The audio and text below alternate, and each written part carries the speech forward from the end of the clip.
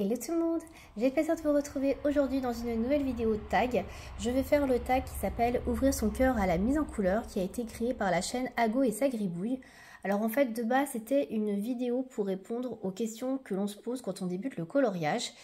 Et du coup ils ont décidé de le faire sous forme de tag et d'inviter des chaînes à participer pour partager leur expérience sur le coloriage, comment débuter le colo. Voilà, par rapport aux questions qu'ils ont reçues. Alors, j'ai eu la chance d'être taguée par Émilie Colo, que je remercie pour ce tag. Du coup, j'ai trouvé des questions très sympas et j'avais déjà très envie de faire le tag. Donc, de toute façon, vous me connaissez, moi, je suis friande de tag. Dès qu'il y a un tag qui sort sur le colo, etc., j'adore répondre aux questions. Donc, ça me fait super plaisir de répondre. Alors, je vais répondre avec vous aux questions en coloriant, encore une fois, dans un mystère. Vous me connaissez, pareil, voilà, j'ai pas besoin de trucs trop compliqués pour me concentrer sur les questions. Et donc, c'est un collage mystère dans le fantastique, voilà, de Jérémy Mariette, pareil, que vous avez l'habitude de me voir avancer. Donc, il y a 13 questions au programme. Avant de commencer le tag, je tenais à préciser que ça va être des réponses par rapport à mon expérience à moi et que c'est en aucun cas, des conseils à prendre au premier degré, au pied de la lettre, et à vous dire oui, tu dois faire comme ça, tu dois faire comme ci. Voilà, c'est juste moi ce que je recommande, mais bien évidemment, vous êtes libre de faire ce que vous voulez. Et il va y avoir bien évidemment d'autres réponses qui vont être faites à ce tag, d'autres vidéos qui vont être faites par rapport à ce tag. Et donc, je vous invite à regarder ces vidéos, comme ça, vous aurez des conseils et des avis vraiment différents pour pouvoir vous forger vraiment un avis, voilà, sur le colo et sur les questions que vous pourriez peut-être vous poser. Donc voilà, ne prenez pas ce que je veux dire pour argent comptant, dans tous les cas. Voilà, c'est selon mon expérience et selon mes conseils à moi. Voilà. Voilà pour le petit disclaimer. Donc on va pouvoir commencer tout de suite. Je vais commencer, moi, je vais faire du violet, je pense, avec vous.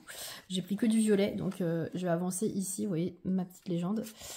Et voilà, j'espère que j'ai pris assez de quoi colorier et que je ne vais pas être trop longue, surtout parce que des fois je parle un petit peu trop.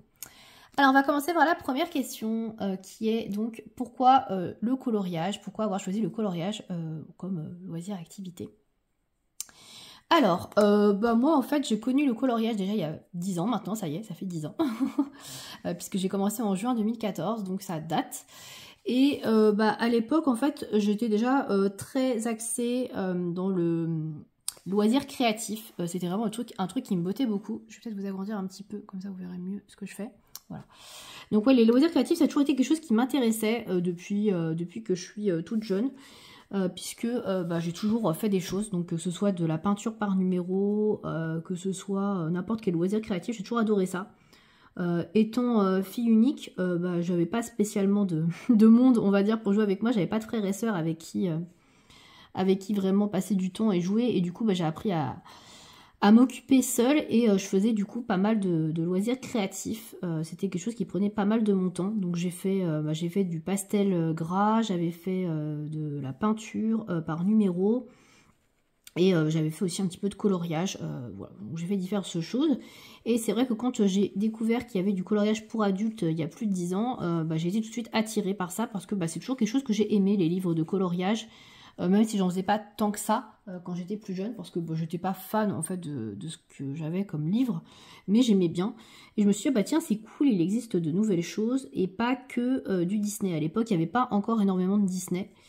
Quand l'art-thérapie, le coloriage a commencé à se développer en 2012-2013, je dirais, ouais, je pense à peu près 1 an, 2 ans avant que je m'y intéresse. Il n'y avait pas énormément de Disney. En fait, Disney est arrivé un peu après, je dirais vers 2015. Et donc, moi, j'étais contente parce que moi, le Disney ne m'intéressait pas. Donc, trouver autre chose, ça m'a beaucoup plu tout de suite et j'ai beaucoup accroché. Donc voilà, donc j'ai vraiment, je me suis mis dessus parce que voilà, tout simplement j'aime les loisirs créatifs et j'aime la couleur, j'aime pouvoir mettre en couleur des choses, que ce soit avec de la peinture, des crayons de couleur, du pastel, etc. J'adore ça. Alors après, il n'y a pas spécialement, comme je dirais, pas la plupart des gens, mais une partie des personnes qui colorient, le côté thérapeutique, même si effectivement il y a quand même un petit peu cette dimension-là, mais c'est pas ce qui prédomine chez moi, puisque moi, quand je suis pas très bien, quand je suis stressée ou quand j'ai des soucis dans ma vie, que ce soit professionnel ou personnel, j'arrive pas trop à me colorier en fait. C'est quelque chose qui me bloque pas mal. Si je suis pas bien dans ma tête, si je suis pas bien dans mon esprit, j'ai du mal à colorier. Et c'est pas comme certaines personnes qui colorient pour se déstresser, pour pour un peu sortir de leur quotidien, je saurais pas comment expliquer ça, enfin vraiment quelque chose de thérapeutique. Moi, si ça va pas trop, du coup j'ai du mal à colorier, ça me bloque un peu. Je sais que je suis pas la seule a priori, j'ai vu qu'il y en avait d'autres qui étaient un peu bloqués par rapport à ça. Mais ouais, du coup moi je j'ai pas vraiment la version, enfin la dimension thérapeutique qu'a le coloriage pour pas mal de personnes, j'ai l'impression. Voilà, après moi c'est comme ça que je l'ai ressenti. Après peut-être que je me gourre, hein, encore une fois. Mais voilà, j'ai pas cette dimension-là en tout cas de mon côté. Voilà. Question numéro 2. Alors, par rapport aux illustrations, livres, PDF, matériel, qu'est-ce que je conseille? Je pense que c'est ça, hein, ouais. Quelles illustrations, quels livres, quel matériel commencer pour débuter? Alors, je lis aussi les questions après parce que je ne vais pas trop répondre ouais, à tout. Alors, pour les livres, alors moi je dirais qu'il ne faut pas se précipiter. C'est vraiment, bah ça je l'ai déjà dit je crois dans une vidéo. Je crois qu'on m'avait déjà posé la question. Je dirais qu'il ne faut pas se précipiter au niveau des livres. Ça, c'est vraiment l'erreur à ne pas faire, que j'ai faite hein, moi-même hein, quand j'ai débuté le coloriage. Hein, donc, je peux tout à fait en parler. Et je pense qu'on est quand même beaucoup à avoir fait cette erreur, à mon avis. Alors, à l'époque, moi, j'avais de la chance parce qu'il n'y avait pas autant de choix que ce qu'il y a maintenant. Avant, j'achetais que en supermarché et très peu sur Internet. Et il n'y avait pas grand-chose, hein, à part ce que proposait Hachette, Marabout...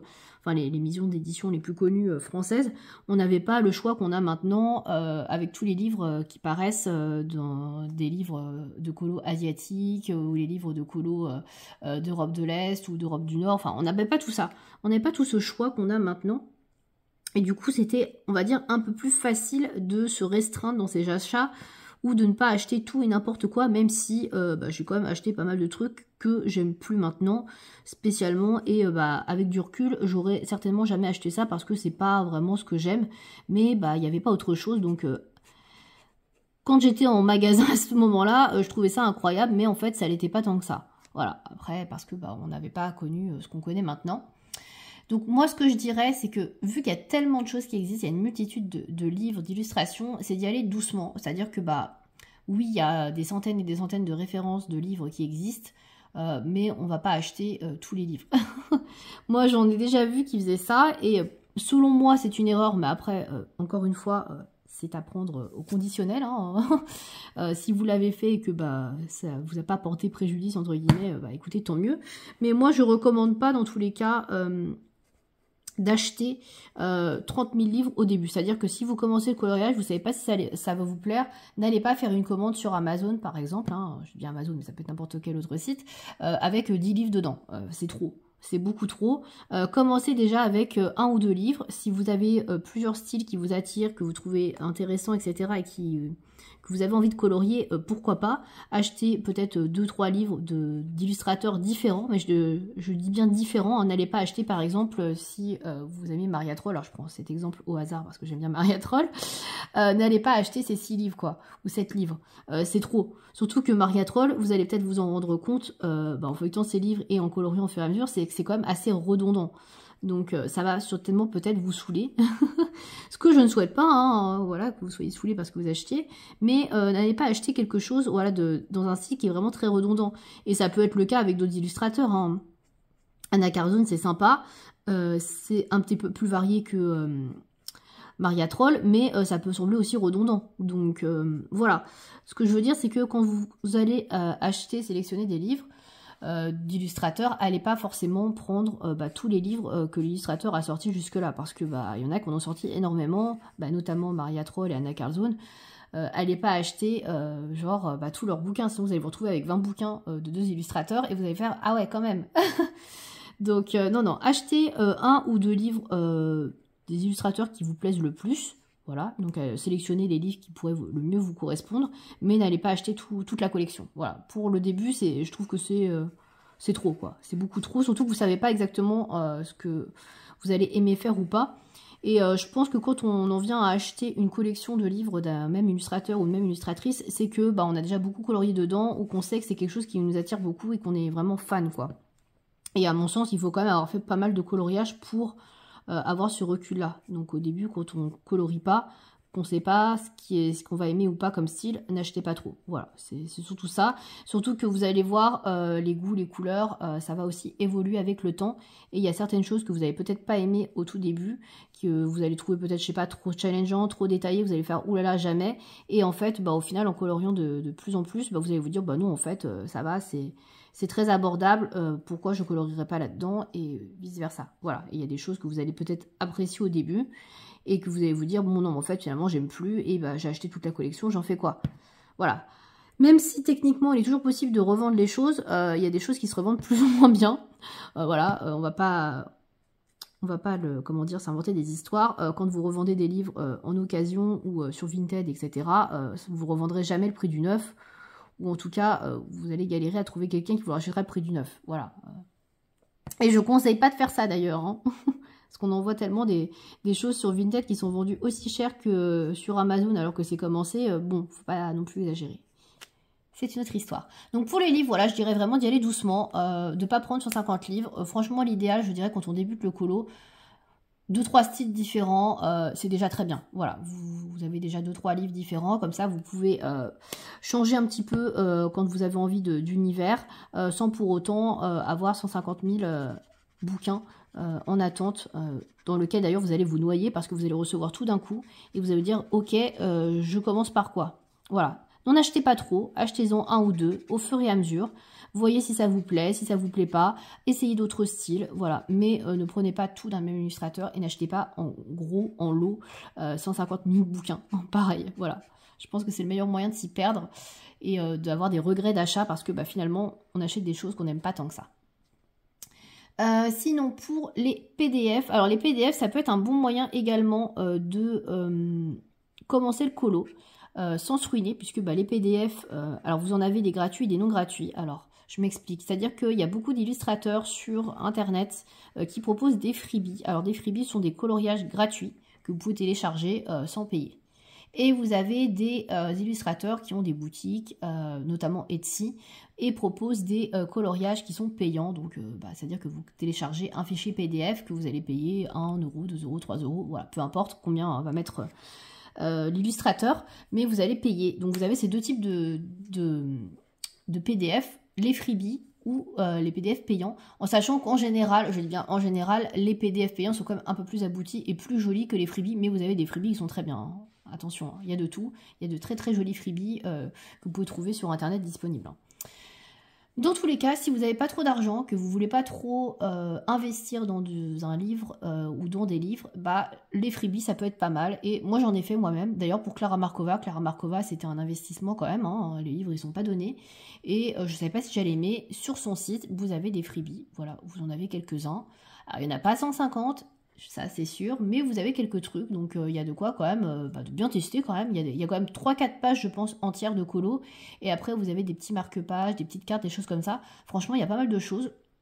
Il y a de quoi tester, et vous pouvez savoir si vous allez aimer ou pas cette illustratrice. Donc ça c'est un exemple, donc ça c'est gratuit. Et par exemple, vous avez Anna Carzone qui propose des PDF payants sur sa boutique Etsy.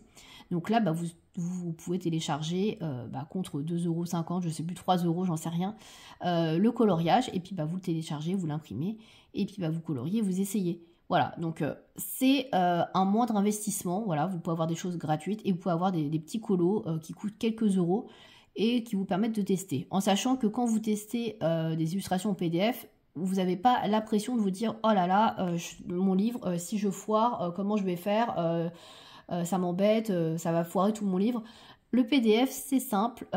Vous imprimez votre coloriage sur une feuille. Si vous trouvez que vous foirez, vous recommencez, vous réimprimez. Et voilà, il n'y a pas de problème. Vous pouvez l'imprimer de manière indéfinie. C'est-à-dire que vous pouvez l'imprimer 150 000 fois, il n'y a aucun souci. Voilà. Vous n'êtes pas à vous dire oui, je vais colorer dans mon livre. Si je le rate, comment je fais? Non, là, il n'y aura pas ce problème. Donc, ça peut être une solution parce que c'est beaucoup moins stressant, on va dire, même si c'est pas le but du coloriage, mais je peux comprendre que ça peut provoquer un stress de se dire ah bah tiens, si j'arrive pas à colorier ça, si je me rate dans mon livre, comment je vais faire quoi. Donc là vous n'aurez pas cet inconnu là, on va dire, de vous dire ah bah potentiellement je vais rater, comment je vais faire. Voilà, là vous allez tout de suite pouvoir imprimer, réimprimer sans ce problème là. Donc ça peut être pas mal aussi quand on débute et ça peut mettre une pression entre guillemets, même si c'est pas le but du coloriage encore une fois, en moins de se dire ah bah j'ose pas démarrer mes livres parce que j'ai peur de rater. Bah là vous allez pouvoir vous entraîner sur un PDF, sur un papier et réimprimer autant que vous voulez à votre guise. Donc ça, c'est pas mal du tout. Au niveau du matériel, pour commencer, alors encore une fois, moi je vais pas vous recommander d'acheter directement une grosse boîte de gamme artiste. Je trouve que c'est beaucoup trop. Surtout que si vous ne connaissez pas le coloriage, si vous n'avez pas spécialement d'appétence, on va dire, pour les loisirs créatifs, en règle générale, d'habitude, n'allez pas acheter directement tout le matos, on va dire, que vous voyez sur les vidéos YouTube, hein. C'est pas parce que vous voyez une vidéo sur les luminances qu'il faut directement que vous alliez claquer 300 € pour acheter les crayons de couleur. Attention, non. Il y a plein de crayons de couleur qui sont extrêmement bien, très corrects pour débuter le coloriage. Et quand on ne sait pas si on aime le coloriage, on va pas investir 300 €. Voilà, je pense que vous serez d'accord avec moi. Pareil, quand vous allez au restaurant, si vous ne savez pas si vous allez aimer quelque chose, vous n'allez peut-être pas prendre le truc le plus cher. Voilà, si vous ne savez pas où vous êtes... on y va doucement, voilà. À part si maintenant vous avez les moyens et que voilà, c'est pas un problème pour vous et que vous vous en fichez et que vous pouvez revendre. Après, vous faites comme vous voulez, encore une fois. Ça reste mes conseils. Mais dans tous les cas, moi je ne conseillerais pas d'investir dans une grosse gamme, une gamme artiste très chère tout de suite. Voilà. D'abord, acheter une moyenne gamme. Il y a des moyennes gammes qui sont très correctes, pas trop chères, qui vont vous permettre de voir si vous aimez déjà ou pas colorier au crayon de couleur, parce que vous n'allez peut-être pas forcément apprécier colorier au crayon de couleur, hein. Peut-être que vous allez préférer colorier au feutre à alcool, au feutre à eau, je ne sais pas, mais voilà, vous n'allez peut-être pas forcément aimer le crayon de couleur. Donc, pour les crayons de couleur, moi je vous conseillerais plutôt, comme tout le monde à peu près, les petites gammes intermédiaires, type Brutfuner. Les Brutfuner, vous avez 180 couleurs, donc il y a vraiment une large palette de couleurs, de choix, pour une quarantaine d'euros. Donc c'est pas très cher. Ça reste tout à fait accessible, je pense, pour pas mal de budget. Et ça vous permet de voir et d'avoir une belle gamme de couleurs pour vos coloriages. Que vous faites du coloriage mystère ou du coloriage non mystère, ça peut être utile, je pense, pour les deux. Parce qu'il y a quand même pas mal de choix. Je vous conseillerais pas les Castellart parce que moi je les ai achetés et que je les ai pas appréciés. Après, si vous faites du mystère, ça peut le faire parce que bon, ils sont pas mauvais. Mais il y a quand même moins de couleurs puisqu'on est sur une gamme de 120 teintes par rapport au Brutfuner et ils sont un petit peu plus chers. Donc si vous avez le choix, optez pour les Brutfuner qui sont, je pense, meilleurs. Hein. J'en ai de meilleurs retours en tout cas que les Castellart. Et surtout qui proposent plus de teintes. Voilà, donc je vous conseillerais plutôt ça. Mais bien évidemment, vous pouvez taper dans d'autres crayons de couleur qui sont très bien de moyenne gamme. Qui sont tout à fait corrects, il y en a d'autres. Hein. Mais je pense que voilà, les Brutfuner c'est pas mal. Pour les crayons artistes, si vous avez vraiment envie d'acheter des crayons artistes ou si vous ne savez pas lesquels acheter, je vous dirais bien, si vous avez la possibilité de vous rendre au magasin d'art, d'acheter des crayons à l'unité. Puisque au début, vous n'allez pas trop savoir quelle est votre préférence au niveau des textures de crayon, si vous préférez colorier avec un crayon plutôt sec ou un crayon plutôt gras, parce qu'il y a différentes textures, en sachant que les polychromos sont des crayons qui sont à l'huile et donc vont peut-être être un peu plus secs, il va falloir faire pas mal de couche par couche pour les travailler, alors que vous avez des crayons qui vont être un peu plus gras, entre guillemets, avec une texture à base de cire, comme par exemple les Prismacolor, et qui vont être bien plus faciles, on va dire, à prendre en main au début. Donc peut-être que vous allez préférer travailler avec tel type de crayon plus qu'un autre, et dans ce cas-là, je vous conseillerais donc de tester. Pour les crayons qui sont possibles de tester, mais évidemment les Prismacolor, malheureusement on n'a pas de Prismacolor à l'unité dans nos magasins et c'est fort dommage. Mais pour les polychromos par exemple, les luminances de Caran d'Ache, les Chromaflow d'Erwent, voilà, vous avez différents types de gammes que vous pouvez trouver à l'unité dans les sites dans les sites, pas du tout, dans les magasins d'art. N'hésitez pas à en prendre plusieurs à l'unité, de vous faire un combo. Alors quand je dis un combo, de prendre quelques crayons, c'est pas forcément de prendre un crayon rouge, bleu, vert et marron quoi. Prenez des crayons pour vous faire vraiment un combo sur un colo. Par exemple, si vous faites, je sais pas moi, une cerise, prenez un rouge foncé, un noir et puis peut-être un orangé ou un rose. Vous voyez ce que je veux dire? Prenez des 3-4 couleurs dans une même gamme pour pouvoir réussir à faire un dégradé et à tester vos crayons ensemble. Voilà. Et faites ça avec différentes gammes. Par exemple, prenez un combo chez Polychromos pour faire des cheveux avec un marron foncé, un marron clair et un noir. Ou voilà, 3-4 couleurs. Pareil pour, par exemple, les luminances. Prenez un combo peau. Prenez une couleur très claire pour la peau, une couleur intermédiaire, une couleur foncée. Et puis peut-être, je sais pas, un noir ou un marron. Vous voyez ce que je veux dire? voilà, prenez des combos dans différentes gammes et puis testez ensemble pour voir ce que vous préférez, quelle est selon vous la meilleure glisse sur le papier, quel est ceux avec lequel vous êtes le plus à l'aise, et tester comme ça. Voilà, je vous conseille de faire comme ça. Si vous n'avez pas la possibilité de vous rendre en magasin ou de tester les crayons, je vous conseille de prendre dans un premier temps une petite boîte de crayons. Alors ne prenez pas non plus la boîte de 12 parce que la boîte de 12 on fait rien avec. La boîte de 24 franchement c'est limite. Si vous avez vraiment les moyens et que vous pouvez, prenez une boîte au moins de 36. Moi j'avais testé d'abord les 36 polychromos avant d'acheter, d'avoir plutôt les crayons, la gamme complète.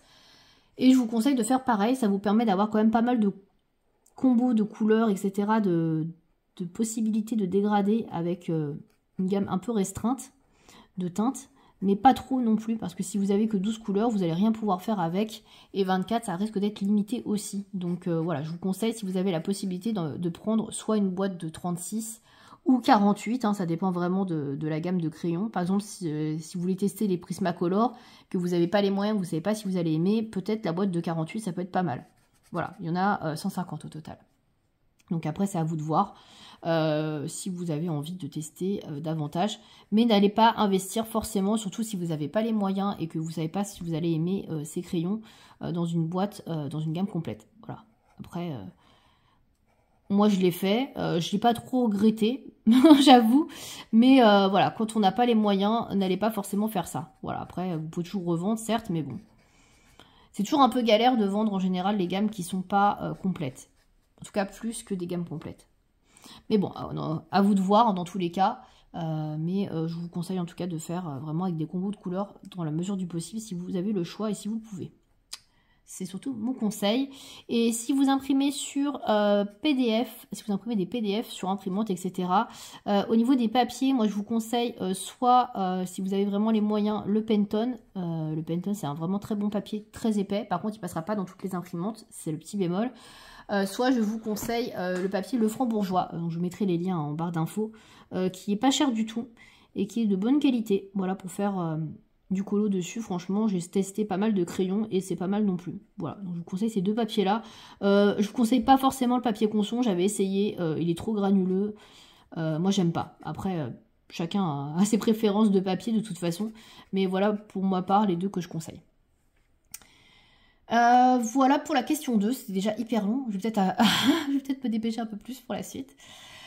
Question numéro 3, quel crayon pour débuter et ensuite du coup j'ai un peu répondu déjà à ça, donc je vais pas répéter tout ce que j'ai dit, mais pour débuter, donc au niveau des crayons, comme je disais, allez plutôt opter pour des crayons moyenne gamme, donc type Brutfuner, et par la suite tester donc des combos de couleurs dans des gammes artistes. Voilà, donc ça je viens de le dire. Après, c'est vrai que j'ai pas répondu spécifiquement au matériel pour le reste, la deuxième question. Mais après, je pense que le matériel, ça englobait peut-être pour les fonds, le petit matériel, etc. etc. Alors, pour compléter la question 2, puisque la question 3, j'ai déjà répondu pour les crayons pour débuter et ensuite, je vous dirais pour le taille crayon, etc. et gomme. Alors, gomme, pour le coup, moi, je trouve que la gomme électrique, c'est pas nécessaire pour débuter. Même après, franchement, moi, je m'en sers très peu, finalement. En plus, je trouve qu'elle gomme pas si bien que ça, la Derwent. Donc, bon, je vous la conseille pas spécifiquement. Une gomme classique, ça suffira bien dans un premier temps. Et pareil, pour débuter, un taille-crayon classique, ça suffira bien dans un premier temps. Si vous voyez que vous coloriez beaucoup et que vous achetez des crayons chers, optez pour un aiguiseur, donc type DAL 133, moi c'est ce que j'ai. Ou alors un Tigal aussi. Un Tigal, c'est un crayon manuel, mais je trouve qu'il taille plutôt bien, qu'il respecte plutôt bien les crayons et qu'il les fait pas trop fondre. Moi, c'est ce que j'utilise le plus. Et c'est très bien, voilà, ça fait l'affaire, pas besoin d'acheter un taille crayon Caran-d'Ache qui coûte plus de 100 balles. Pour moi en tout cas, c'est pas nécessaire. Donc voilà pour le matériel de base, et après pour faire les fonds, on a une question après, donc du coup je vais après en parler. Alors, question 4, quel médium pour les fonds? Alors, pour les fonds, du coup, je vais englober avec la question d'avant. Alors, pour débuter, moi, je vous conseille de faire au pastel sec. Pour moi, c'est ce qui est le plus facile. C'est ce que j'ai fait et je pense qu'on est beaucoup à avoir fait au pastel sec dans un premier temps parce que c'est simple. C'est quelque chose que tu peux pas trop rater parce que c'est pas hyper pigmenté, le pastel sec. Alors, après, ça dépend des pastels secs que vous utilisez. Moi, j'ai commencé avec ceux de chez Action. Donc, Action, c'est pas cher. C'est pas hyper pigmenté, mais ça permet de tester et d'avoir du matos pour un coût vraiment moindre, on va dire. Donc si vous débutez le colo, les pastels secs de chez Action, franchement, allez-y. C'est pas trop cher. Et ça vous permet de faire des fonds corrects, rapides et sans prendre trop de risques. Le pastel sec, il faut savoir que vous pouvez le gommer. Ça se gomme plutôt bien. Donc si vous ratez ou si vous n'aimez aimez pas ou vous voulez recommencer, il y a possibilité de le faire assez rapidement, assez facilement. Alors que si vous faites un fond à la peinture, aux encres, etc., ça va être plus compliqué. Donc pour débuter, je vous conseille le pastel sec. Après, si vous voulez des fonds un peu plus sophistiqués, un peu plus travaillés, l'aquarelle. L'aquarelle, c'est pas mal. En sachant que vous pouvez trouver de l'aquarelle correcte, pas très chère. Moi, je vous conseille par exemple l'aquarelle de chez Artistro. Je vous mettrai le lien dans la barre d'infos. Qui est une aquarelle pas trop chère. Vous avez pas mal de couleurs. Et elle est tout à fait correcte. Alors, c'est pas la meilleure aquarelle du monde. C'est pas la meilleure pigmentation d'aquarelle non plus. Mais pour débuter, elle est très bien. Et pour débuter, pareil, je vous conseille de ne pas utiliser de l'aquarelle de trop bonne qualité non plus. Trop pigmentée parce que si vous vous foirez, vous aurez plus de mal à rattraper qu'avec une aquarelle plus claire. D'un peu moins bonne qualité, mais que vous pourrez retravailler par la suite. Voilà, donc je vous conseille ça. Après, si vous voulez tester d'autres choses, moi pour les fonds, j'utilise principalement de l'aquarelle maintenant, mais vous pouvez utiliser également les crayons aquarellables. Moi j'en fais aussi des fonds crayons aquarellables, ça marche très bien. Donc là, je vous redirige vers les Derwent Inktense, que j'aime beaucoup, qui sont à base d'encre. Mais c'est pas les plus faciles à travailler. Si vous êtes débutant et que vous voulez travailler du crayon aquarellable pour faire des fonds, je vous conseille plutôt les Albrecht Dürer, qui seront plus faciles à travailler parce qu'ils sont à base de peinture, ces crayons-là, de pigments. Et donc vous pourrez venir travailler au-dessus la couleur, alors que le Derwent Inktense, c'est un aspect définitif vu que c'est de l'encre. Voilà. Donc peut-être prendre des crayons aquarellables type Albrecht Dürer pour débuter. Donc ça peut être pas mal. Et après, vous avez l'encre, bien évidemment. Mais l'encre, c'est quand même plus compliqué. Je vous conseille pas spécialement pour débuter. Voilà. C'est tout pour les fonds. Voilà, je n'ai pas grand-chose de plus à préciser. Question numéro 5. Les points essentiels pour faire un joli coloriage. Alors, j'ai pas spécialement de gros conseils, on va dire, pour faire simple. Alors déjà, c'est très subjectif de faire un joli coloriage. Alors je vais pas dire que comment dire, je vais pas vous dire oui, tout le monde fait des beaux coloriages, etc., mais tout le monde peut faire un beau coloriage, on va dire. Si vous trouvez que votre coloriage est moche, peut-être que quelqu'un trouvera qu'il est beau. Voilà, c'est assez subjectif. Donc moi je dirais que c'est plutôt les points essentiels pour faire un coloriage qui vous plaît et que vous trouvez réussi. Voilà, je dirais plutôt ça. Alors, pour les points essentiels pour moi, déjà la première chose, si vous coloriez au crayon de couleur, c'est de faire des beaux dégradés. Donc pour faire des beaux dégradés, il faut choisir les bons crayons. Donc j'avais vu un conseil assez judicieux de Morgane Colopassion à ce sujet-là pour faire des dégradés de couleurs. Alors là, j'ai pas de crayon de couleur devant moi, sinon je vous aurais expliqué visuellement, ça aurait été plus simple.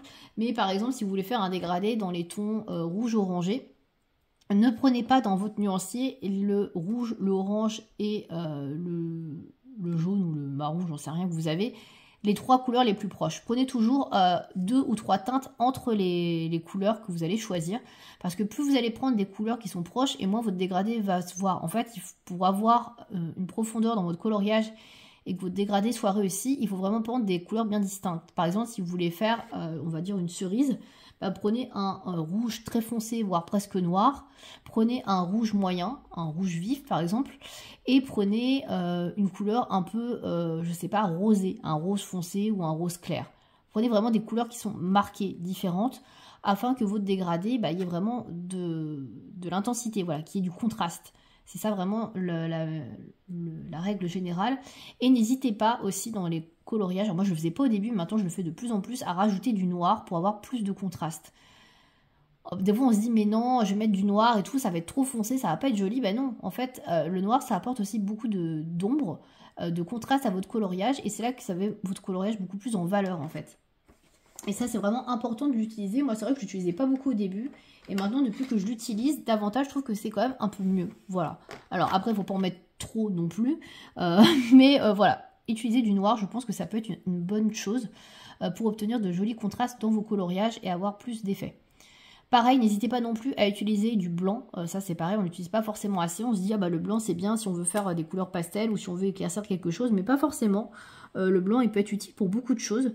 Et il ne faut pas hésiter à l'utiliser, à laisser des zones blanches, par exemple, sur votre colo, à mettre un peu de crayon blanc par la suite et à venir mélanger le tout. Ça va apporter vraiment de la lumière, encore une fois, à votre coloriage et du contraste que vous n'auriez pas forcément autrement. Donc, il ne faut pas hésiter à en utiliser. Je vais peut-être agrandir un petit peu parce que là, c'est une toute petite zone. Hop. Donc, ouais, n'hésitez pas à utiliser vraiment ce type de couleur. Hop, je remonte. À utiliser vraiment du blanc et du noir. Vraiment, c'est avec ça que vous allez vraiment apporter une autre dimension à votre coloriage. Donc, il ne faut pas hésiter à en utiliser. N'utilisez pas simplement à dégrader de bleu foncé, bleu moyen, bleu clair. Allez taper aussi un peu dans du blanc et dans du noir. Vous allez avoir autre chose et apporter un peu plus de profondeur à votre colo. Donc ça, ce serait mon premier conseil. Mon deuxième conseil pour un coloriage, enfin mon deuxième point essentiel pour faire un joli coloriage. Alors moi, j'ai pas spécialement de plan préétabli quand je commence un coloriage, mais vous avez différentes façons de faire. Donc soit vous visualisez directement comment votre coloriage va être ou comment vous voulez qu'il soit. Dans ce cas-là, vous savez déjà sur quoi partir. Mais si vous n'avez pas forcément d'idée et que vous voulez rester dans une harmonie de couleurs réussie et jolie, n'hésitez pas à utiliser des palettes de couleurs. Alors les palettes de couleurs, il y a des color cubes qui existent, qui sont assez onéreux, que je ne vous recommande pas forcément parce que je trouve ça cher pour ce que c'est, même si ce sont des beaux objets, pardon. Moi, ce que je vous conseille vraiment, c'est de regarder sur Pinterest, tout simplement, et de rechercher palette de couleurs. Par exemple, si vous voulez, par exemple, un esprit automnal, palette de couleurs automne, palette de couleurs, je sais pas, de printemps, palette de couleurs florales, j'en sais rien. Vous avez pas mal de choses comme ça, vous tapez, vous cherchez, et vous allez avoir plusieurs palettes de couleurs qui vont être générées automatiquement et gratuitement surtout. Et à partir de là, bah, vous pouvez essayer de vous inspirer de ces palettes de couleurs pour pouvoir faire vos colos. Et donc reprendre vos colos à partir de ça. Donc je pense que ça peut être aussi une bonne idée. Alors moi j'avoue, je le fais très rarement parce que je suis pas à l'aise avec les palettes de couleurs. Mais si vous savez pas quoi utiliser et que vous voulez rester dans une belle harmonie et pas vous gourer sur votre colo, ça peut vraiment être une bonne solution. Voilà, je pense que ça peut être un petit tips, on va dire, intéressant si vous voulez avoir des idées directement pour votre coloriage. Alors attendez, je vais regarder la solution parce que là, je suis un peu paumée. Il est tout petit, donc du coup, je sais pas où sont les zones. J'essaie de pas trop vous montrer. Hop, il n'y en a pas beaucoup en fait, du jaune. Bon. J'ai pas choisi la couleur, il y avait plus de... Ouais, bon. Voilà pour les points essentiels. Après, j'ai pas spécialement d'autres choses pour un joli coloriage. Comme je vous disais, c'est assez subjectif, hein. Donc voilà. Et n'hésitez pas surtout hein, quand vous trouvez que bah, ça ne ressemble pas à ce que vous souhaitiez que ça ressemble à repartir sur autre chose, retravailler, essayer d'autres choses. Voilà, vous pouvez aussi trouver des nouvelles techniques comme ça. Question numéro 6. Choix des couleurs, parfois difficile d'obtenir un résultat harmonieux. Alors, j'en ai un petit peu parlé juste avant. Ah là là. Oui, alors le choix des couleurs, c'est pas facile, effectivement, d'avoir un joli résultat. Alors, vous avez, comme je vous l'ai dit juste avant, le choix de la palette. Donc, la palette de couleurs. Hein. Est-ce que j'ai un noir là-dedans? Oui. Je me demande si c'est pas un noir mort, ça. J'aurais oublié de ramener mon feutre noir. J'ai pas mal de noir encore, finalement. Je pensais que j'avais tout fait. Alors, le choix des couleurs, pour reprendre sur la question, parce que c'est comme ça qui nous intéresse. Donc oui, la palette de couleurs. Comme je disais juste avant. Et après, essayez de rester dans une colorimétrie, de ne pas mettre trop de couleurs, ne pas trop mélanger les couleurs. Par exemple, si vous êtes parti sur quelque chose dans des tons chauds, essayez de rester dans les tons chauds. Et pareil, si vous êtes parti sur quelque chose dans les tons froids, essayez de rester dans les tons froids. N'essayez pas de partir dans tout et n'importe quoi. Ça, déjà, c'est la première chose. Mais vraiment, si vous n'avez pas d'idée, si vous ne savez pas comment associer les couleurs, n'hésitez pas à prendre des palettes de couleurs. Il est mort, mon noir, je le ferai plus tard du coup. N'hésitez pas à prendre des palettes de couleurs. Et surtout, le truc qui peut être aussi intéressant. Alors, je sais que ça ne parlera peut-être pas à tout le monde et que tout le monde n'est pas vraiment à l'aise avec ce genre de choses. Mais la roue chromatique. La roue chromatique, c'est quand même un outil qui peut être intéressant. Puisque la roue chromatique, ça vous permet en fait de de voir en fait quelle est la couleur complémentaire à la couleur que vous avez utilisée. Par exemple, si vous avez utilisé du vert, vous avez la couleur complémentaire qui est, je crois, le violet en face. Donc, vous pouvez utiliser du violet. Vous savez que ça allait bien matcher ensemble. En fait, voilà, ça sert à ça. la roue chromatique. Donc c'est une roue que vous pouvez acheter soit sur Amazon, soit sur les magasins d'art. Et en fait, vous tournez et puis vous avez en fait en face de la couleur que vous avez choisie, une autre couleur. Voilà, tout simplement. C'est vraiment un concept très très simple, très basique. Il n'y a rien de très compliqué. Voilà, c'est un petit achat qui peut être... ce qui n'est pas onéreux, franchement, que vous pouvez faire si vous voulez vous aider en fait à avoir simplement des idées de couleurs ou pas faire des impairs et pas mélanger des couleurs qui ne sont pas mélangeables entre guillemets entre elles. Ça peut être une idée. Voilà, donc la roue chromatique peut être sympa pour choisir vos couleurs et savoir quelle couleur mettre avec quelle couleur. Donc pourquoi pas, ça peut être une idée. Et je crois que c'est tout, hein. J'ai pas grand chose à dire là-dessus. Moi je dirais quand même en règle générale de pas trop s'éparpiller sur les couleurs. Moi je suis pas fan de trop de couleurs. J'essaie de rester vraiment dans une limite de couleurs choisies. Après vous pouvez choisir des teintes, hein, des dérivés de la couleur que vous avez la prédominance. Par exemple si vous faites un couleau à dominante, je sais pas moi, dans les tons marron, vous pouvez passer du marron clair, du marron foncé. Enfin voilà, il y a différentes teintes de marron. Mais voilà, vous n'êtes pas forcément obligé de vous restreindre à un seul même type de marron. Vous pouvez faire vraiment des dérivés de la même couleur. Mais voilà, moi j'essaie de limiter quand même le plus possible et de refaire certains éléments de la même couleur que d'autres éléments pour faire des touches de rappel, etc. Et pas se perdre non plus dans une multiplicité de couleurs, même si des fois ça peut rendre bien, il faut quand même y aller doucement parce que souvent ça peut vraiment être une catastrophe. Donc voilà, il faut y aller doucement sur le choix des couleurs. Des fois c'est joli quand il y en a beaucoup, mais des fois c'est vraiment pas joli. Donc voilà, il faut faire attention et voilà, essayer peut-être donc de regarder une roue chromatique. Vous pouvez même en trouver sur internet, hein, en cherchant sur Google. Ça pourra peut-être vous aider. Voilà, si vous n'êtes pas trop familier avec les couleurs. Question numéro 7. Le blender, comment, avec quoi est-ce obligatoire? Alors, le blender, pour ceux et celles qui ne sauraient pas ce que c'est une sorte de crayon transparent, en général, qui va servir en fait à mélanger vos couleurs entre elles. C'est-à-dire que par exemple, si vous faites un dégradé rouge, orange, jaune, et que vous voulez pas que la démarcation se voit entre le rouge, le jaune et le orange, vous allez peut-être utiliser un blender pour pouvoir mélanger les couleurs entre elles. Alors, ça dépend comment vous utilisez. Moi, j'en utilisais très peu, maintenant j'en utilise un peu plus. Mais c'est vrai que ça peut être utile des fois sur certains papiers qui sont un peu récalcitrants. Si vous voulez plus voir le grain du papier, si vous trouvez que on voit trop le grain, les petits grains blancs, etc., vous utilisez un blender, en général ça marche plutôt bien. Et c'est vrai que moi j'utilise beaucoup plus en ce moment. Au début je n'utilisais pas du tout parce que je faisais des dégradés très doux et que je revenais repasser, etc., de couche par couche sans arrêt. Et du coup j'avais pas forcément le grain du papier, mais ça dépend encore une fois du papier qu'on utilise. Mais en règle générale, voilà, le blender ça sert à mélanger les couleurs, à avoir un dégradé, on va dire, plus smooth, plus construit, où on voit moins les démarcations entre les teintes choisies. Voilà à quoi ça sert. Alors, est-ce que c'est obligatoire? Non, pas du tout, puisque moi je l'utilisais vraiment pas quand j'ai débuté le colo, je l'ai vraiment pas utilisé tout de suite, hein. En fait, j'ai commencé à utiliser le blender quand mon copain m'en a offert un il y a 2 ans, je crois, à Noël. Sinon, j'en utilisais pas du tout, hein. C'est vraiment pas quelque chose que j'avais, c'est pas quelque chose qui m'attirait et j'en avais pas spécialement besoin. Après, vous pouvez blender. En général, quand on fait un dégradé, on blende, alors je dis pas que c'est toujours la règle, avec la couleur la plus claire, voilà, pour essayer de fondre un peu tout. Et moi, souvent, je faisais ça. J'utilisais cette technique de blender, de mélanger les couleurs entre elles avec la couleur la plus claire et ça marchait plutôt bien. Voilà. Mais c'est vrai que on peut aussi blender avec un blender, hein. Donc il y en a différentes sortes, différentes marques. Moi j'ai celui de chez Derwent que je trouve très bien, mais il y a celui de chez Caran d'Ache qui a priori est The Must, hein, qui est très très bien.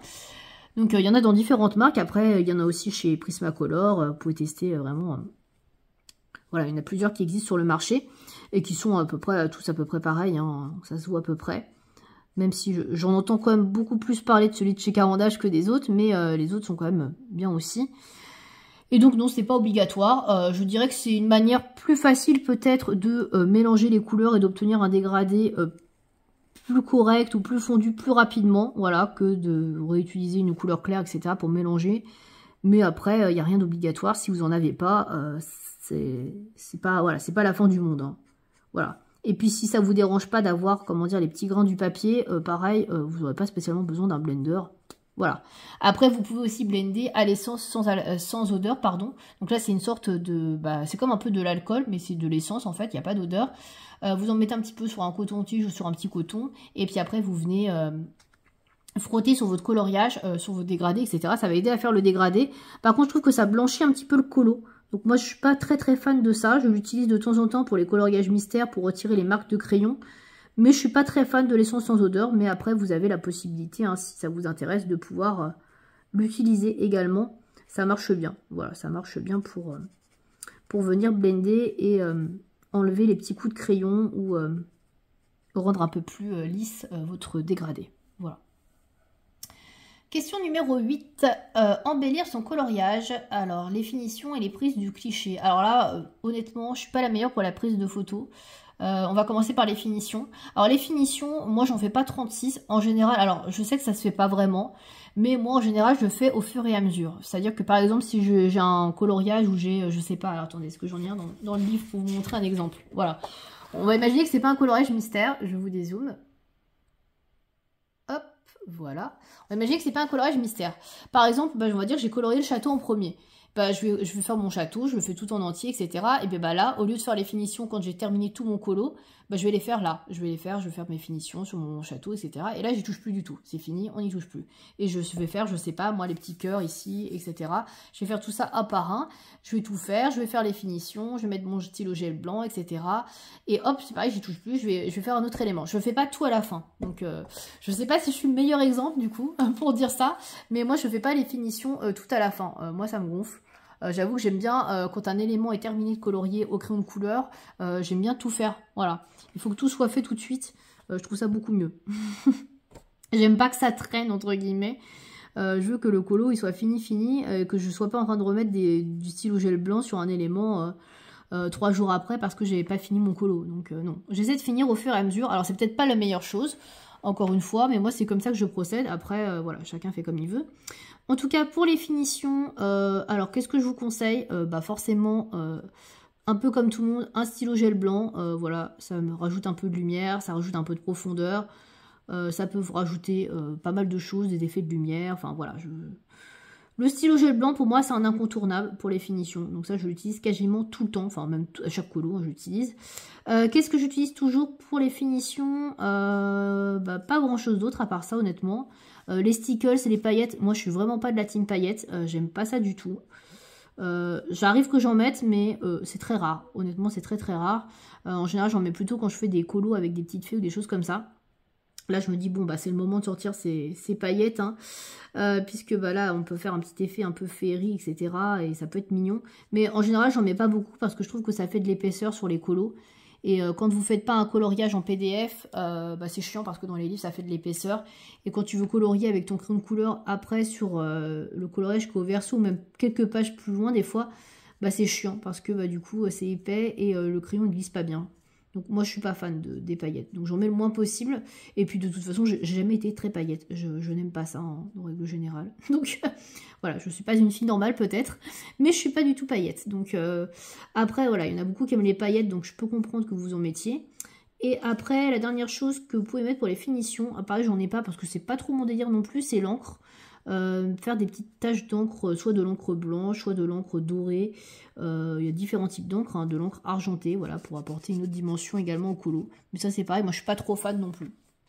J'en mets en général un petit peu, mais c'est plus des feutres que j'utilise moi, des feutres acryliques dorés, argentés.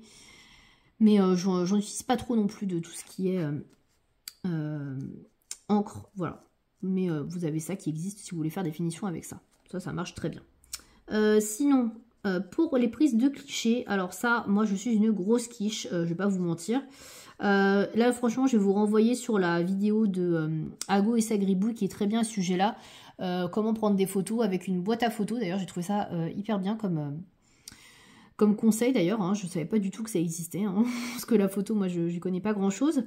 Mais ouais c'est une très bonne idée et voilà ils ont de très bons conseils là-dessus, donc je vous inviterai à regarder leurs vidéos. Voilà, vous pouvez retrouver, de toute façon je mettrai le lien vers la chaîne d'Ago et sa gribouille et après vous regarderez, je crois que c'est dans les dernières vidéos qu'ils ont sorties il y a pas très longtemps.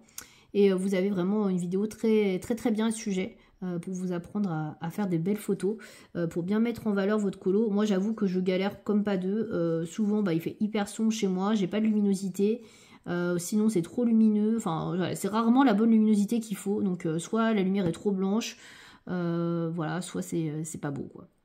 Donc souvent je suis pas satisfaite des photos que je fais. Et je trouve que ça rend en général pas souvent justice au colo, mais bon, tant pis, je m'en fiche en fait. Voilà, je me prends pas plus la tête que ça, parce que j'ai pas grande importance, je veux dire, à exposer mes colos. Franchement, le peu d'abonnés que j'ai sur Instagram, je m'en fiche un peu de savoir si la photo est bien prise ou pas. Ça me dérange pas plus que ça, voilà.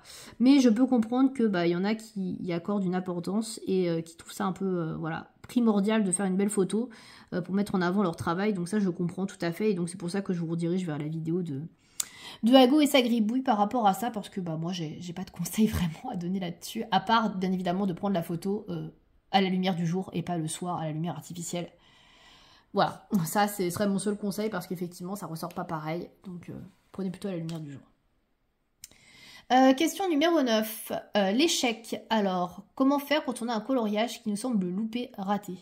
Alors, moi, je suis pas de la team, j'arrache, je mets à la poubelle ou je colle. Pas du tout. À part si vraiment j'ai foiré, etc. et qu'il y a une catastrophe, genre ça a coulé ou je sais pas, bref, peu importe. Que c'est irrémédiable et que là, il y a vraiment un problème. Mais quand je trouve juste que le colo est moche ou pas à mon goût, bon, voilà, je vais pas le couper ou l'enlever. C'est pas mon délire. Alors... Un coloriage qui nous semble loupé, déjà, il faut savoir que c'est pas parce que vous le trouvez pas terrible que les autres vont le trouver moche. Moi, il y a des coloriages que j'ai postés sur Instagram que je trouvais sans plus et qui ont été hyper appréciés. Et au contraire, il y a des coloriages que j'adorais et qui n'ont pas du tout été appréciés. Donc, ça ne veut rien dire. C'est pas parce que vous trouvez que c'est pas beau que ce n'est pas pour les autres. Donc, déjà, encore une fois, la définition du loupé, c'est assez subjectif. Dans tous les cas, si vous trouvez que vous avez vraiment fait une catastrophe ou un truc qui vraiment est compliqué à rattraper, il y a toujours possibilité de rattraper avec des médiums qui sont assez couvrants. Je pense notamment à de la peinture acrylique et notamment noire pour les fonds. Si vous avez raté votre fond, un coup de peinture acrylique noire, simple, classique. Bon, c'est pas très travaillé, mais ça a le mérite de cacher quelque chose que vous auriez pu louper. Donc il y a toujours moyen de rattraper, d'utiliser des couleurs un peu plus foncées, d'utiliser des médiums un peu plus couvrants, donc comme de l'acrylique, etc. Et je pense que voilà, l'échec, ça nous sert aussi à avancer, à comprendre les erreurs qu'on a fait, à ne pas les refaire, et puis à aussi nous permettre de nous creuser un peu la tête et nous dire mince, c'est pas comme je voulais, j'arrive pas à le faire, comment je vais faire pour faire autrement ou pour avoir une autre idée. Donc ça peut aussi nous permettre d'avancer et de s'y améliorer. Voilà. Question numéro 10, l'organisation du coin coloriage. Alors là pareil, je suis pas la meilleure personne pour parler de ça puisque moi j'ai pas spécialement d'organisation. C'est un peu à l'arrache, il y en a partout. Il y en a un peu partout, j'ai pas trop la place. Alors, première chose que je dirais pour les crayons de couleur, peut-être d'acheter des trousses si vous êtes plus familière avec les trousses. Moi je préfère garder les boîtes de crayons d'origine, mais bon, voilà. Chacun fait comme il veut. Si vous voulez regrouper plusieurs gammes, il y a des trousses de 500 emplacements qui existent, par exemple. Et vous pouvez ranger plusieurs gammes. Si vous avez, par exemple, différentes gammes artistes ou différentes gammes moyenne gamme, vous pouvez les mettre dans la même trousse et les ranger ensemble. Donc, faire des nuanciers, etc. pour pouvoir vous permettre de repérer un peu plus facilement, on va dire, les couleurs que vous avez et que vous possédez pour pouvoir faire un coloriage plus facile. Donc ça peut être la première chose que je pourrais vous dire au niveau de l'organisation. Et après, pour les livres, j'ai pas grand-chose à vous dire. Les ranger par illustrateur, dans une bibliothèque, je sais pas. Voilà, après, pour le matériel, ça dépend de la place que vous avez, franchement, pour vous organiser. Après, je dirais vraiment la chose la primordiale, la plus intéressante et la plus logique, à mon sens, c'est de faire des nuanciers. Voilà. Avoir des nuanciers du différent matériel que vous possédez pour pouvoir vous permettre de choisir plus facilement vos couleurs et d'avoir une vue d'ensemble plus facile de vos couleurs. Voilà, je pense que ça c'est plus facile et vous allez pouvoir gagner du temps surtout à choisir vos couleurs. Quand vous faites du mystère déjà c'est hyper important, ou même quand vous faites du coloriage classique, vous n'allez pas passer 3 heures à chercher quel type de teinte vous allez mélanger avec quel type de teinte. Voilà, vous avez tout sous les yeux et ça va vous permettre de gagner vraiment du temps. Voilà. Donc ça, ce serait vraiment mon organisation principale. Et après, vous pouvez faire des trackers, bien évidemment, de l'avancée de vos livres. Mais ça, c'est un peu, optionnel. Ça dépend vraiment si vous avez beaucoup de livres et si vous avez vraiment envie d'avoir des pourcentages, etc., d'avancée de livres. Et dans ce cas-là, si vous voulez suivre les livres que vous avez, les colos que vous avez dans chacun de vos livres, je vous conseille l'application Buddy Colo, qui est une application sur téléphone qui est gratuite. Vous pouvez payer pour avoir plus de contenu, mais elle est gratuite de base et vous pouvez du coup avoir les trackers de tous vos livres. Et je crois que c'est tout pour l'organisation. J'ai pas spécialement d'autres conseils à donner puisque je vous disais, moi je suis pas à la reine de l'organisation, donc ce serait un peu déplacé de donner plus de conseils là-dessus. Question numéro 11, s'améliorer et progresser. Alors comment faire? Alors, il n'y a pas de mystère, je dirais, selon moi. Il faut pratiquer. Voilà, je pense que c'est comme pour tout. Comment s'améliorer, comment progresser dans plein de choses, c'est en pratiquant. Voilà, tout simplement. Donc, plus vous colorierez, plus vous essayerez de nouvelles choses, plus vous prendrez en main votre matériel, que vous essayerez des nouvelles choses avec, et plus vous serez familier, plus vous arriverez à faire des choses, et plus vous progresserez. Voilà. Alors après, les progressions ne sont pas les mêmes selon les personnes. Il y a des personnes qui vont peut-être avoir plus d'appétence pour certaines choses et plus de facilité pour certaines choses, et du coup progresseront peut-être un peu plus vite. Mais dans tous les cas, si vous coloriez beaucoup chaque jour, vous allez progresser rapidement, beaucoup plus rapidement que si vous coloriez 2 heures par semaine. Voilà, si vous coloriez vraiment tous les jours, ne serait-ce qu'une heure, en tout cas de manière régulière tous les jours, vous allez progresser et vous allez vous améliorer et faire des choses beaucoup plus jolies que si vous allez colorier juste 1 heure le week-end et puis c'est tout. Voilà. Alors après, bien évidemment, on colorie quand on a le temps et quand on peut avoir le temps. On n'a pas tous le même temps. C'est sûr que si on travaille et que on n'a pas la possibilité de colorier que le week-end, voilà, on avancera moins vite que quelqu'un qui travaille peut-être pas ou moins et qui colorie quasiment tous les jours ou plusieurs heures par jour. Ça va de soi. Donc on colorie, je veux dire, vous coloriez avec le temps que vous avez, mais mon conseil est comment progresser plus rapidement, c'est en pratiquant. Et plus vous coloriez et plus vous dédiez de temps au coloriage et plus vous allez progresser et faire des choses. Alors bien évidemment ça ne se fera pas en 2 secondes 50. Hein. C'est pas parce que vous avez passé les 3 dernières semaines à colorier 6 heures par jour que vous allez colorier comme Picasso. Enfin voilà, vous n'allez pas non plus faire des chefs-d'œuvre, etc. Voilà, il y a aussi il y a toujours un moment où on plafonne un peu de toute manière. Dites-le vous bien. Il y a un moment où on apprend beaucoup de choses, on a beaucoup de techniques, etc. On apprend et on crée, on va dire, on met en application pas mal de choses qu'on découvre et puis à un moment donné on plafonne un peu et puis finalement on plafonne et à un moment donné on décolle un peu et on commence à s'améliorer, reprogresser. Donc voilà, il y a toujours un temps pour tout. Mais voilà, j'ai pas spécialement de conseils là-dessus, mais à part vraiment aller chercher peut-être pour s'améliorer des techniques, regarder des tutoriels, ça peut aussi vous aider à progresser. Des manières de faire, voilà. Alors je vous dis pas de recopier sans arrêt et de prendre tout ce que vous voyez, mais voilà, regardez des vidéos, comment faire ci, comment faire ça. Il y a des revues qui existent, les coloristes Special Effects notamment, où on vous apprend des tutoriels, etc. Sur des effets, sur des parties de coloriage. Ça aussi, ça peut vous aider si vous avez envie vraiment de progresser. Donc voilà, mais c'est vraiment en pratiquant, en coloriant un petit peu chaque jour, que vous allez pouvoir améliorer votre niveau de coloriage. Voilà, tout simplement. Ensuite, question numéro 12. La clé pour s'amuser et prendre du plaisir dans le colo. Eh bien, la clé pour s'amuser et prendre du plaisir, je dirais que c'est de ne pas se prendre la tête. Ça, c'est la première chose. De ne pas vouloir faire des choses parfaites à chaque fois. De ne pas se mettre la rate au courbouillon.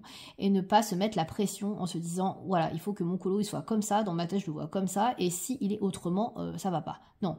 Il faut vraiment prendre le plaisir à jouer avec les couleurs, se détendre, faire des colos qu'on a envie de faire. Ça, je pense que c'est vraiment la clé, clairement. Combien je vois de personnes qui font des challenges, des fils rouges, des choses comme ça, et qui se forcent à faire des colos parce qu'elles doivent faire le challenge, parce qu'elles doivent faire le fil rouge. Alors, les fils rouges et les challenges, c'est bien.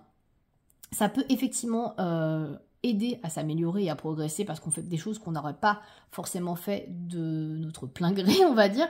Mais moi, le coloriage, pour moi, je le vois comme ça doit rester du plaisir et j'ai envie de me mettre devant un coloriage qui me plaît et de colorier ce que j'ai envie de colorier à l'instant où je me mets devant mon colo. C'est-à-dire que par exemple, si je suis en train de colorier, je sais pas moi, un paysage d'hiver alors que j'aime absolument pas l'hiver, je vais pas prendre de plaisir.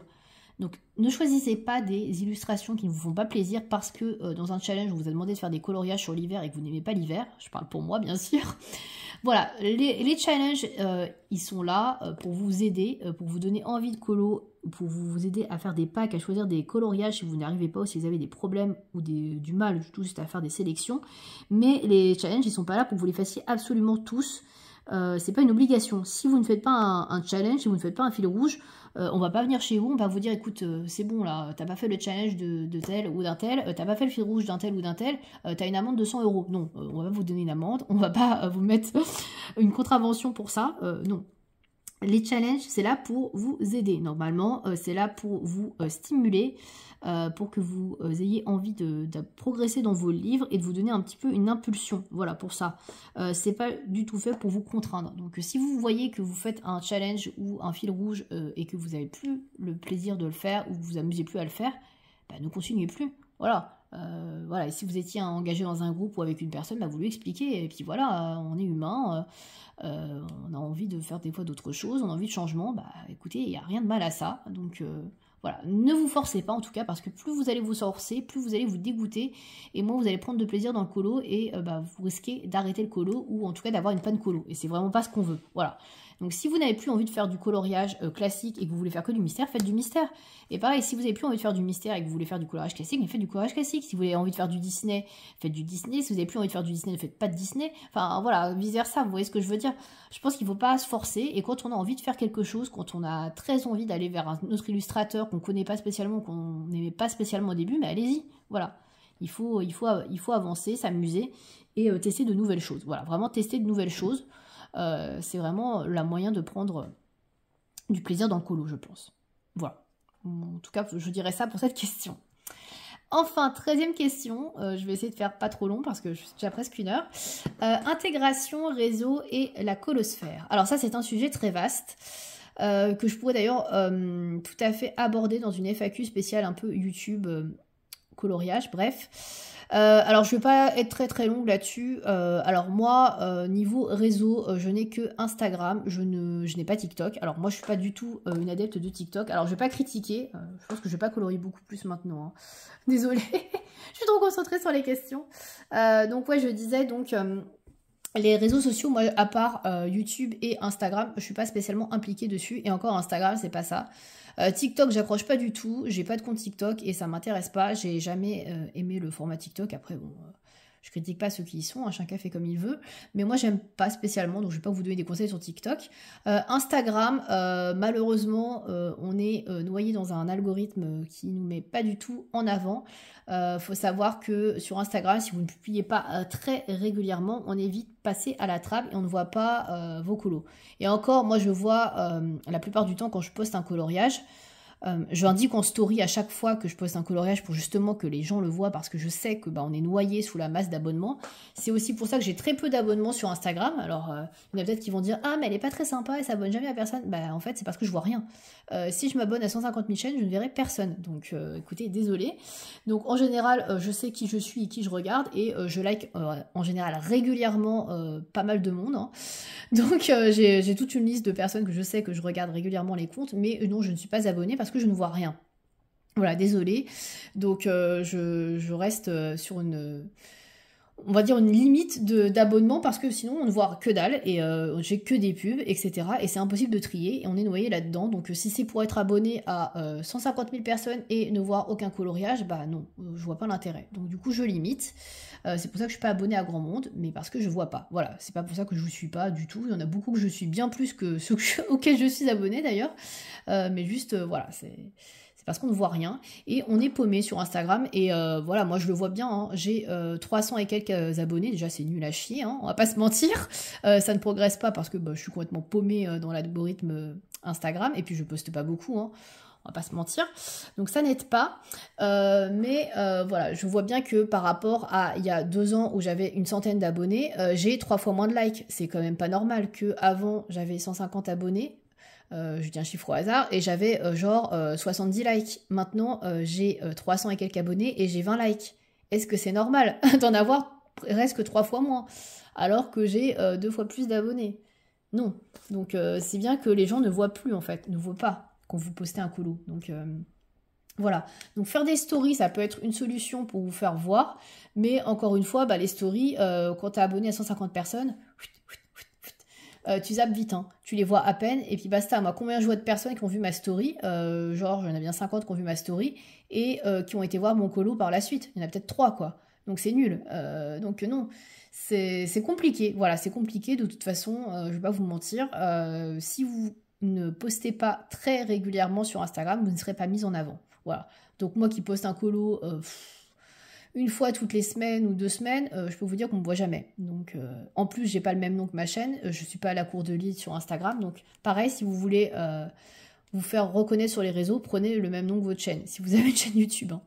Voilà, ça c'est aussi la clé. Moi, je délibérément gardé un autre nom pour mon Instagram parce que j'ai pas envie que des personnes qui me suivent sur Instagram regardent mes chaînes YouTube, voilà, ou vice versa. Moi, c'est dans un souci d'anonymat entre guillemets, qu'on ne m'identifie pas directement parce que j'ai pas envie de que tout le monde voit mes vidéos. Mais voilà, après, si vous avez envie d'avoir de la visibilité, il faut avoir le même nom que sa chaîne et avoir le même nom sur tous les réseaux. Voilà. Dans la mesure du possible, bien sûr, parce qu'il y a des fois, il y a des choses qui sont déjà prises.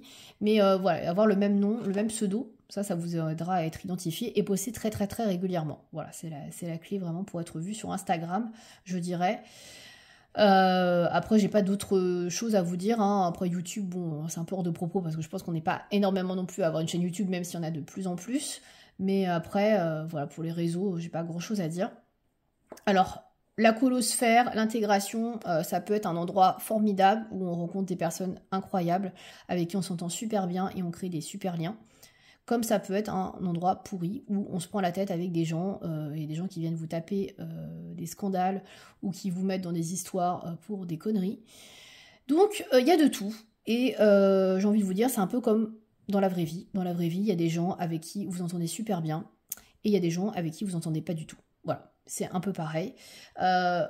À la différence que on n'est pas dans la vraie vie, on est dans les réseaux sociaux, on est sur du virtuel. Donc moi, personnellement, je ne me prends pas la tête avec des conneries, entre guillemets, de brouille, etc.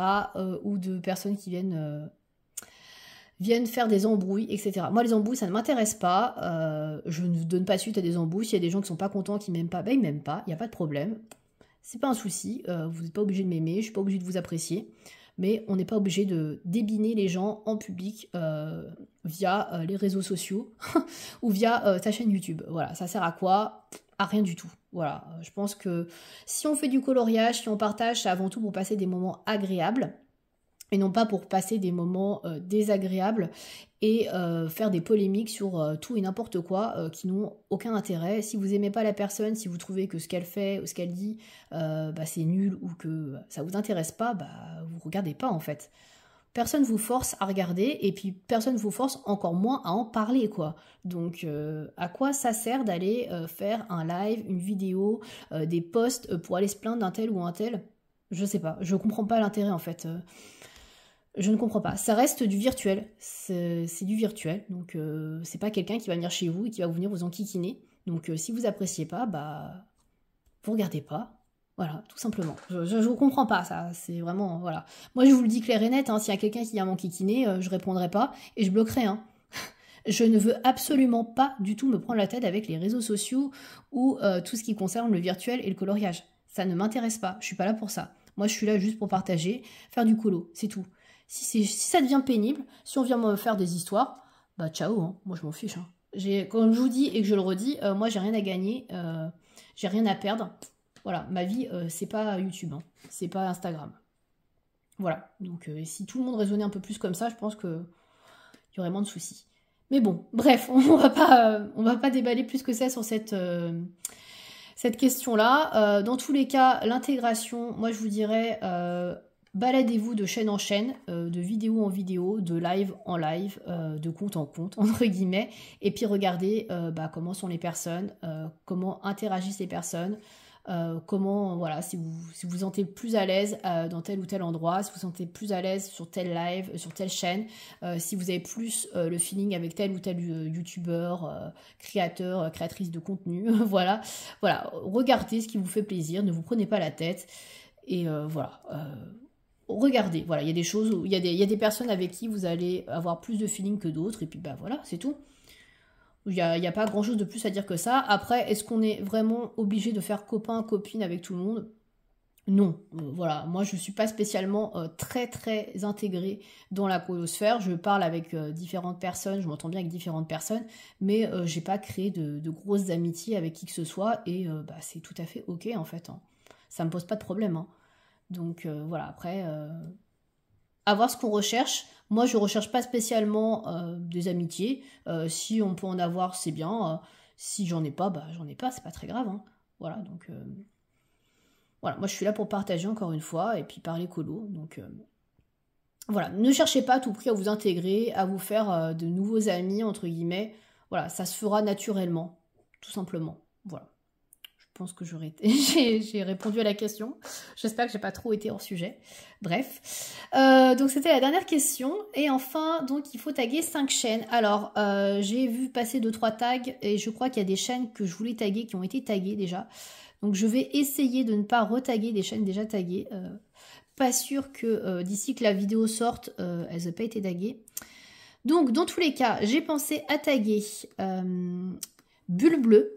Donc je regarde directement hein, pour le nom de la chaîne. Ouais, c'est bien Bulle Bleue. Bulle Bleue que j'ai découvert il n'y a pas très longtemps. Voilà, que je trouve très cool. Voilà, et comme je dis à chaque fois, je tag des petites chaînes qui ont moins de 500 abonnés ou qui sont assez récentes. Donc elle a ouvert sa chaîne il n'y a pas très longtemps justement. Il y a moins d'un mois quand je fais la vidéo, donc voilà, je voulais la taguer. Ensuite, je vais taguer Debo Colo. Alors je crois que c'est Debo... alors attendez, parce qu'il y en a plusieurs qui s'appellent comme ça. Mais je vous mettrai tout, hein. C'est Debo's Art, voilà, Debo's Art, et donc c'est debo.colo, son arrobase, donc Debo's Art, pareil, qui a ouvert sa chaîne il y a très peu de temps, donc voilà, je voulais aussi vous la faire connaître. Ensuite, je voulais taguer, alors elle a déjà été taguée, je ne vais pas la retaguer, une chaîne qui a déjà été ouverte il y a quelques temps et qui avait fermé, c'est Lenny Passion. Pareil, voilà, je me permets du coup de te taguer, puisque bah, je sais que tu refais des vidéos depuis quelques mois, peut-être un mois et quelques. Donc voilà, ce serait cool que tu puisses répondre aux tags. Et enfin, je suis à combien? Je suis à 3. Je sais plus. Non, c'est bon, il m'en manque encore 2. Du coup, je vais taguer Alexandra Wilma. Alors, Alexandra Wilma, elle est très connue sur Instagram notamment. Elle fait des dingueries, notamment du colo scrap. Voilà, j'avais beaucoup aimé regarder ce qu'elle faisait. Et j'avais pas vu qu'elle avait ouvert sa chaîne, donc elle l'a ouvert déjà depuis un petit moment. Ouais, je sais plus, 3 mois peut-être, 3-4 mois. Donc voilà, je vais la taguer aussi pour qu'on apprenne un petit peu plus sur elle. Et... alors je sais pas si elle a été taguée, mais je vais la taguer quand même, donc bon, au pire, elle sera taguée 2 fois, c'est pas très grave. Je vais taguer Julie Dolly, voilà, que je suis pareil depuis quelques temps, et elle a ouvert sa chaîne il y a un mois, je crois, donc pareil, pour lui donner un petit coup de pouce. Donc n'hésitez pas à aller voir les chaînes que je vous ai citées, donc je vous mettrai bien évidemment les liens vers les chaînes dans la barre d'infos. Merci encore à Émilie Colo de m'avoir tagué et merci à Ago et Sagribouille d'avoir créé ce tag. Voilà, j'espère que les réponses que j'ai apportées seront plutôt dans le ton. Voilà, que j'ai bien répondu au tag et que j'aurais pu aider surtout des débutants ou des débutantes. Voilà, n'hésitez pas à me faire votre retour aussi dans les commentaires et à répondre à ce tag hein, si vous n'avez pas été tagué. Moi, j'aime bien regarder tous les tags, donc voilà, n'hésitez pas. Et bien écoutez, c'est tout pour moi. Je pense que c'est assez long, donc merci d'avoir regardé cette vidéo jusqu'au bout et je vous dis à bientôt.